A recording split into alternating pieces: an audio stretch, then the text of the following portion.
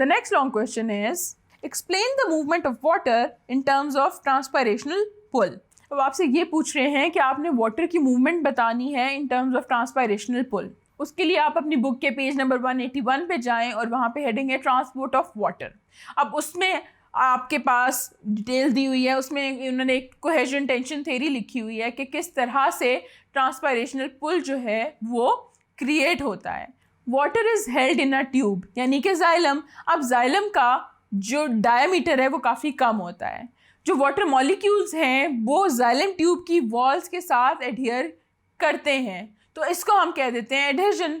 जबकि दूसरी तरफ वाटर मॉलिक्यूल्स जो हैं वो एक दूसरे के साथ भी चिपके होते हैं, यानी कोहेयर करते हैं, एंड दैट इज़ कोहेजन। तो इस तरह से टेंशन कोहेजन थ्योरी जो है वो डेवलप होती है, और कोहेजन टेंशन थ्योरी के थ्रू ही हम एक्सप्लेन करते हैं कि इन दो चीज़ों की वजह से एक ट्रांसपायरेशनल पुल क्रिएट होता है, एक टेंशन क्रिएट होती है जो कि मूव करती है वाटर को from the roots to the top of the plants, और वहाँ से ट्रांसपायरेशन हो जाती है।